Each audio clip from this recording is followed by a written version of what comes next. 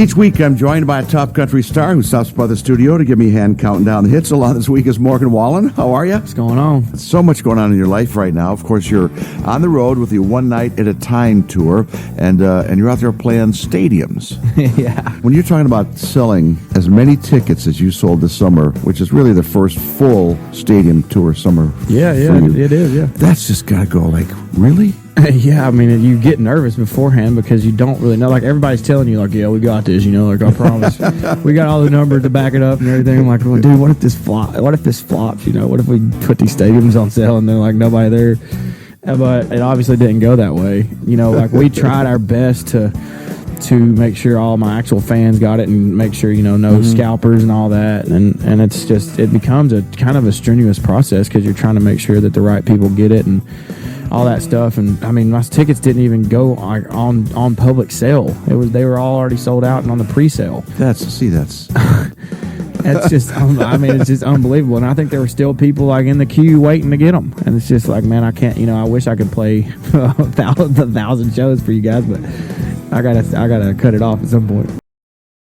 My co-host this week is Morgan Wallen, and we've been talking about your latest album, One Thing at a Time. It, of course, contains a duet with Eric Church. And I got to tell you, I was kind of surprised to see that the song you sing with Eric is a song that neither of you had a hand in writing. Yeah. I would have lost that bet real early on. I know. Yeah, me too, actually. That's one of the last songs that made my record. And I heard that one, and I was like, yep, I like that a lot.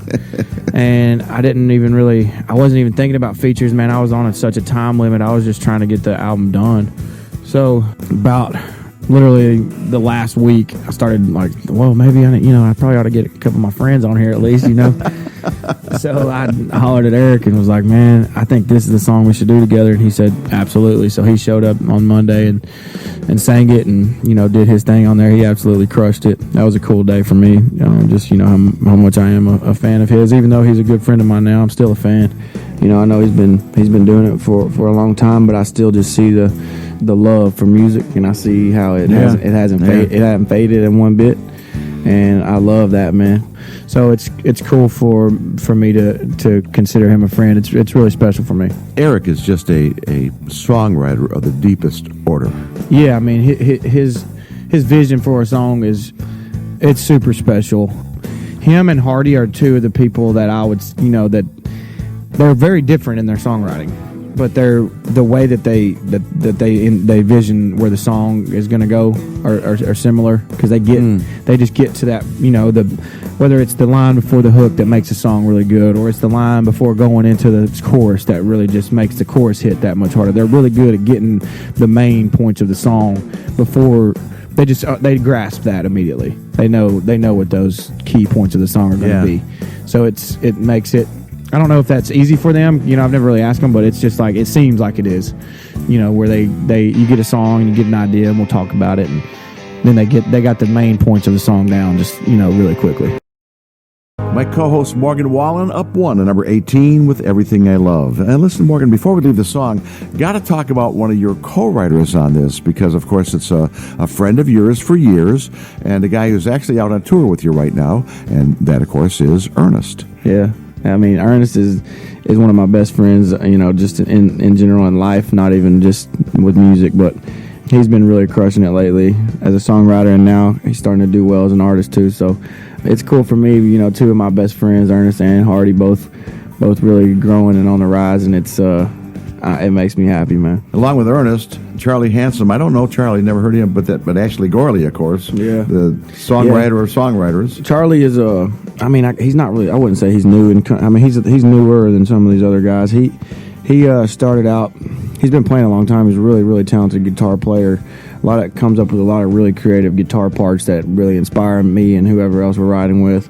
He started out doing a lot of stuff on that first Post Malone record. So he kind of came from that world. Oh, wow. But he's from the South, so he came back here and started.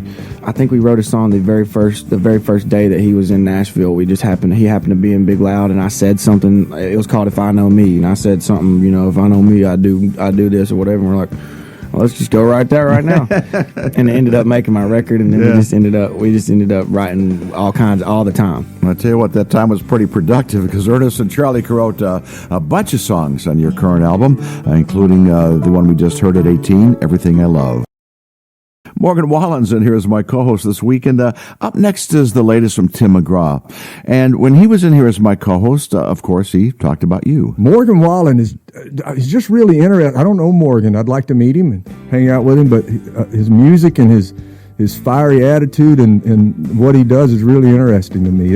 I like it. It kind of it makes me sort of think about the years back in the day when I was starting out and had that sort of attitude going on. Oh, he's a great singer, too. Yeah, great singer, great. I love that tone of his voice and just, I'm a fan. But do you relate to the mullet? I do relate to the mullet. I have a mullet for you. I wish I could still grow a mullet.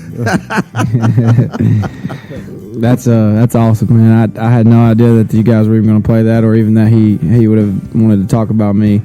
Those are some kind of moments where you kind of realize how much of a reach music can have and how much of an impact it can make on your life. And when a guy like Tim McGraw is taking notice, someone I grew up listening to, it makes me kind of want to shed a tear a little bit. It's a special thing. So yeah, Tim, I would love to hang out too. Whenever you want to, man, just holler. It's funny. I really love that. I'm always amazed by these guys, whether it be Tim or Keith Urban or Jason Aldean. They pay attention to this music and you guys coming up. They really do. It's neat to see. Yeah, I mean, if you really think about it, I guess it's not as surprising because most of us, all of us, I'm guessing, are country music fans before we were ever country music singers. Mm-hmm. So it's not like that just changes at some point. Oh, I'm just not a fan anymore. I'm not going to pay attention to the music. I think now that I really think about it, I've never thought about it that way. But I'm always going to be interested in country music because I love it. Right. So why wouldn't they? But you still don't. I don't know. I don't want to be like prideful. Be like, yeah, Tim McGraw definitely knows who I am. And, of course, we got to talk about Bailey since he's on the road with you. Yeah, man.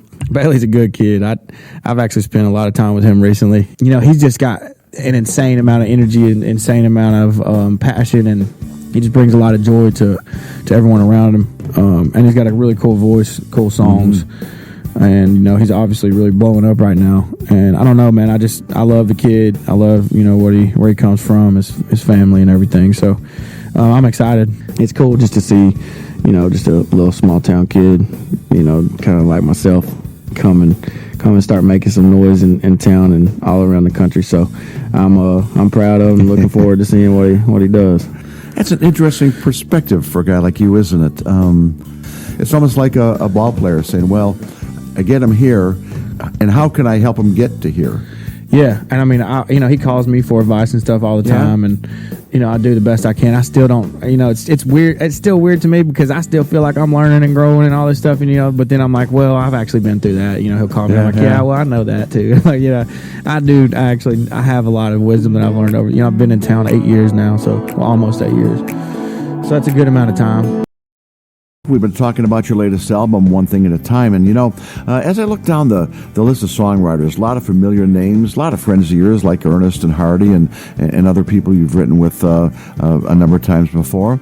But I also noticed a bunch of new names. I mean, any of these new writers maybe that you want to mention? Yeah, sure. I mean, there was a couple guys, Blake Pendergrass and John Byron, who were new to town at the time. Oh, wow. I see John Byron's name on here. Yeah, he's on here a lot. A lot. Yeah, so I started writing with him a little bit. I still haven't written with Blake, but I want to.